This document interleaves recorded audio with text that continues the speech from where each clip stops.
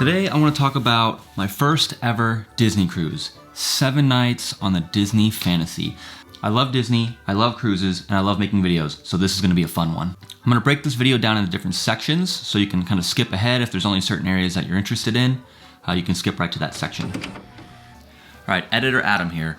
I forgot to mention that we bought the photo package on the cruise, which gives us access to all the digital prints from the photographers on the ship. And because of that, I didn't bring any of my camera equipment, so everything for this video was shot on a phone and a GoPro. Just wanted to add that little bit.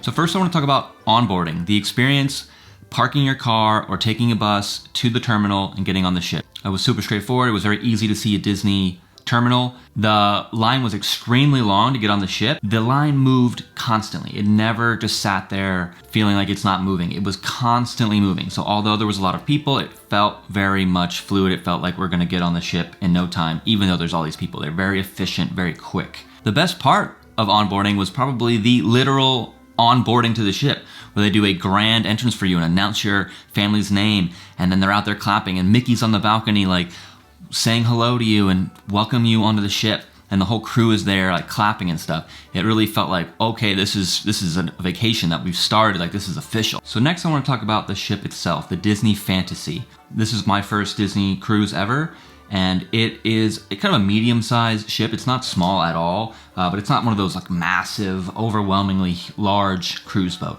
This ship was so beautiful. It was very clean. It had decorations everywhere. I mean, it was Disneyed out. It had the theme running everywhere, the carpet, the ceiling, the wallpaper, like the windows, the artwork, the furniture, everything was thought out and perfectly kept, super clean. Cleanest ship I've ever been on, by the way. Our cabin was 80-10, so we're on the 8th floor. I think we were at the front of the ship, so we had to like kind of trek far back to get to the back. They do have 2 main pools in the center of the ship. It's the same deck as where the buffet is. They also have like an adults only pool. They had like a tiny little pool kind of just randomly on one deck that was very, very small, probably for like infants and toddlers. They had cool splash pads, so they had like a Nemo Reef splash pad area. Another area they had for splash pad was the Aqua Lab. It had spraying tubes and dumping water and stuff spraying all over the place. Super fun, really cool theme. They had the Aqueduct water slide, which runs the entire like perimeter of the ship. It's 2 people on a tube that's hoisted like above the deck. It actually goes out beyond the edge of the ship, which was kind of scary. The first time me and the kids rode it was at night, and it's all lit up with like blinking lights, and it was crazy. It was freezing, but it was super fun. So of course there's bars. They are pretty much located at the most convenient spots, like by the pool and by the lobby. There isn't like an overwhelming amount of bars. There's some that are really kind of tucked away that are only open during certain hours. Like there's an Irish themed one, there's like a carousel themed one, but those aren't open all the time. This ship had a Oceaneers Club for kids, which is basically just a kids club. They have to be, of course, a certain age range to attend.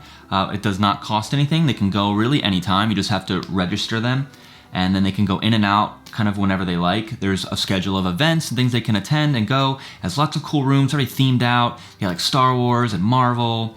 They have like a Toy Story room. My daughter loved it and went pretty much every day for at least an hour. Sometimes maybe a couple trips a day, depending on what was going on there, what kind of events they would have. Now, scattered throughout this ship, there are plenty of things to do, and pretty much from like deck 4 to deck 11 is where you would spend most of your time. One of the cool activities they have is this detective game where you can enroll at like a kiosk, and then you go around throughout the ship and interact with like paintings on the wall. And it was always something that if you found downtime, you could say, hey, we could go work on that detective game. And it was interactive, and it allowed you to kind of go up and down the elevator, front of the ship, back of the ship, maybe run up the stairs real quick. So it was active, it was fun. Of course, there's other activities to do all day long. There's trivia and like music games and all kinds of stuff that goes on throughout the day. They have shows every night, so we got to see, Aladdin musical, the Frozen musical, an a cappella group, and then kind of like a original show at the last night. Every single show was great. And they have a popcorn station. Bring your popcorn bucket, because then you only pay a couple dollars for popcorn. There's also 2 movie theaters on this ship, and they play movies throughout the day in between major events. Of course, like Disney movies, they played a lot of Pixar movies or Pixar Day at Sea. They played the new Black Panther movie. They played Avatar, which, was a very recent release when we went on this ship. All right, I'm going to go ahead and insert the creative towel folding montage right here. All right, let's talk about character meets. So when you log into the Disney Cruise app, it's gonna list all the character meets in kind of a day and time and location filter. So you can kind of plan ahead, like, oh, I want to see Minnie on this day and Mickey on this day. I want to make sure I meet characters from Peter Pan on this morning and kind of work that out. Probably was the most stressful thing of the cruise, is trying to make sure that nothing overlaps with these very precious moments where you get to meet characters, because everybody wants to meet them. Kids, parents, everybody wants to meet these characters. It's a Disney cruise, right? That's why you go on a Disney cruise. So not all characters are going to be scheduled in the app. Some characters are just sporadic, just show up randomly throughout your cruise. So you could just be walking to dinner and all of a sudden Goofy pops out and starts hanging out with you. Or you're in line to see one character and another character that you didn't even know was on the boat walks by. The Green Army Men would just kind of pop up in the middle of the day. Or Doug from Up would just appear. So now I'm gonna break down the itinerary and kind of what every day was like. First day, we're in Port Canaveral. That's just onboarding day. That's getting familiar with the ship. That's walking around, making sure like you know where everything's at, where the restaurants are, where the pools are. So when we were pulling out to sea, it actually started to rain, which moved the big deck party to the interior of the ship, which is I guess something they don't do very often, but it was kind of different. So day 2 is a sea day, which I really like because you don't have to stress yourself out too early in your cruise. You got to relax, you got to enjoy some of the activities they do throughout the day, you got to go to the pool. Day 3 was also a sea day, but this was a Pixar day at sea, which is relatively new to the cruise line. It is all Pixar themed out, so all the events are based around Pixar. Everything that they do has like a Pixar sort of theme to it.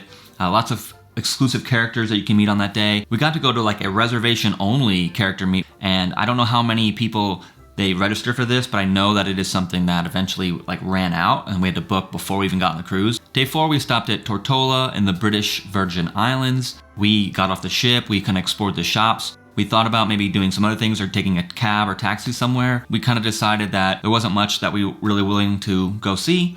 So after we looked at the shops, we just got back on the ship and enjoyed kind of an empty boat, right? On day 5, we were at St. Thomas in the US Virgin Islands. We decided to pile in a van cab and take it to Megan's Bay. And we are driving on these narrow roads around like mountainous edges and roads that wind. And then they take us to Megan's Bay, which is just this beautiful beach. It had just the clearest crystal waters. Temperature was perfect. Wasn't too hot out. It is January, but it was still, hot, just not too hot. Highly recommend going to Megan's Bay if you are in St. Thomas. It's close to the ship, it's easy to get to, and the cab ride wasn't that expensive. We decided to go back to the ship. This time we took like a trolley cart. It took us the winding roads, dropped off some people at some other stops, and before you know it, we're back on the ship. On day 6, we had another sea day, which was nice because after having 2 days in the Virgin Islands, it was nice to just sort of relax and do some stuff on the ship. By now, we know the ship very well. We're kind of a pro at figuring out character meets and what times things happen at. And then day 7, Castaway Cay. This is Disney's private island. The trolley takes you everywhere you need to go. There's all these different spots you can go and swim and relax. They have hammocks and like chairs laid out. There's character meets that you can interact with on the actual island in the sand. Plenty of photo opportunities. They have bars and like ice cream places. They have this really cool like floating water park in the middle of the ocean. We went on it, took like this really cool slide and like splash pad area. They had like bike trails. It was just great. I could have stayed there all day. It was a really, really nice kind of beach area. And to know that like everyone that's on the island is just from your ship. So everyone, you're kind of seeing people that you've seen all week, just kind of enjoying themselves, having a great time. And then they do a big old barbecue and they give you burgers and barbecue ribs and all the sides and drinks, and it's just all you can eat and you could just enjoy. They had music playing everywhere and they had like a dance party with the characters. We put our swim mask on, went out in the water, enjoyed ourselves. Yeah, we had a great time at Castaway Cay. No wonder they put it on the last day, like saved the best for last, super fun. So technically there's a day 8, but it's really just you waking up, grabbing your stuff, and getting off the boat. That experience is exactly what you'd expect, pretty straightforward. We had like a zone time for our cabin. We just get down there at that time and right off the boat. Easy, easy peasy. So now I want to talk about the food on the cruise, which is probably the best part of this Disney cruise. The food was fantastic. It was amazing. It was better than any food I've had on any cruise ever. For main dining, you have 3 restaurants. You have the Enchanted Garden, the Royal Table, and the Animator's Palette.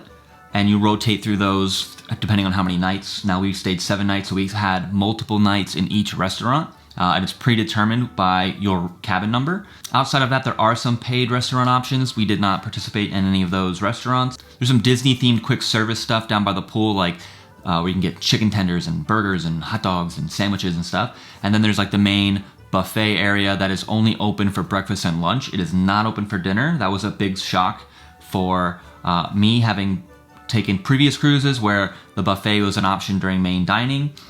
Or second dinner. If you're trying to get last minute food, it's not an option.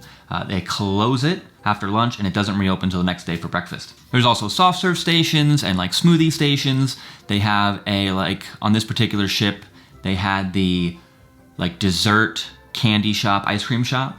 It was all Mickey and Minnie themed. The themed restaurants were amazing. My favorite was probably gonna be the Enchanted Garden. It just had the coolest like ambiance and decor. It was a little dark, but it was great. Animator's Palette, super fun, super bright, like had interactive moments where you could kind of draw and they would like use that drawing to like show a video. And then the Royal Table was just a very like straightforward kind of a like castle style dining room. I've taken video of every single thing that we ate every single night from every single person. And I'm gonna just roll that as I talk about it. Every appetizer, every entree, and every dessert was delicious. They clearly want your food to look great. They clearly want you to enjoy yourself. Every single night, everything was just plated so well. Considering how many people have to be served, it's amazing how much they were able to keep the flavor good, keep the food looking great, serve it quickly. I can't even pick a favorite thing I ate. There were so many great things. I know a couple times I asked for more of something because it was just so good. The good thing about going on a cruise with multiple people is you kind of get to try everything, so that if there is like 4 items on the menu and you want to try all 4, then each person gets one of those things and you get to try everything. Let's talk about some of the experiences that you can encounter on a Disney cruise ship for Disney Fantasy. First thing, they have a Bippity Boppity Boutique for kids right on the ship. Now this is something that they have it like Disney Springs in Orlando or Magic Kingdom. They also have it on the ship. And of course you have to book it ahead of time. It is a paid experience, but my daughter loves doing this, has done it a few times growing up, and now she gets to do it on the cruise in the morning and then stay in princess kind of character and outfit all day long. That leads us into another thing called the Royal Gathering. So this is where we got to meet every princess character that was on the ship.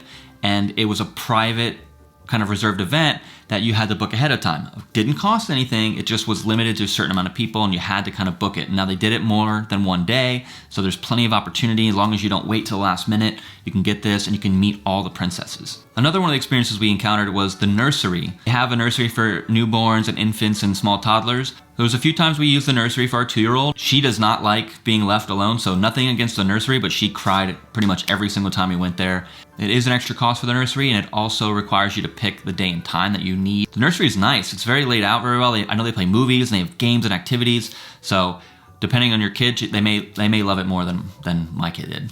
We did sign up for 2 different types of tastings. So the first tasting we did was a tequila tasting, and it was great. It was one of the bars, and they went further than I thought. It wasn't just simply like sip some different tequilas, pay us money.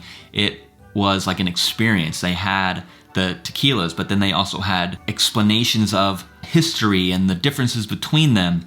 And then they kept giving us more, which was great. Even though they gave us plenty on our tray, they would come by with margaritas. By the end of it, I was saying this was the best money we spent on the ship. The second tasting was called Kickstart Your Day. It was a mimosa tasting, and it was very similar to tequila tasting. They gave you way more than you expect, but they also gave you juice blends and stuff from the spa, not just a mimosa, but a Kickstart Your Day tasting. It had kind of 2 elements to it. Another experience we booked before getting on the cruise was the Hey Howdy breakfast with the Toy Story characters.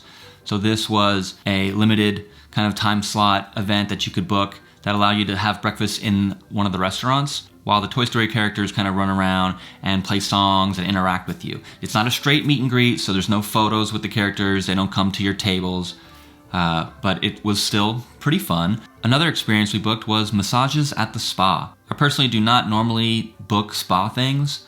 I've only had a massage once in my entire life, so maybe this is why I liked it so much, but it was great. They have this giant window, you can see the ocean when you first get in, then they relax you, they do massage, it's great. Highly recommend it. The cost is, could arguably say it's a little expensive, but I think the way that I felt afterwards and how relaxed I felt, I think it's worth it. It kind of makes me want to have more massages. I'm gonna pause right here to say please subscribe to this channel if you like this video or if you've liked any of my other videos that you've kind of stumbled upon. I'm looking to get to 1,000 subscribers. It's my goal for 2023. I'm at 380. Not even that long ago, I was barely at 300, so I'm starting to get there. I'm working towards it. I'm gonna try to work on more videos. So if you like this video, I have 2 other cruise videos. I have some vlogs. I got random stuff about a guitar and a car that I bought. I do videos pretty much about anything that I find interesting because I just love making it. I think content making is awesome. And if you agree, subscribe. Thank you very much. So overall, my experience with Disney Fantasy was great and I would definitely recommend it. Now, if you don't like Disney and don't have kids, maybe it's not the cruise for you. I would go on this cruise without kids. I think people who don't like Disney probably wouldn't enjoy the cruise as much, but I also think you probably wouldn't be watching this video if you didn't like Disney. Now, is it worth the price for someone who does like Disney and has kids, right?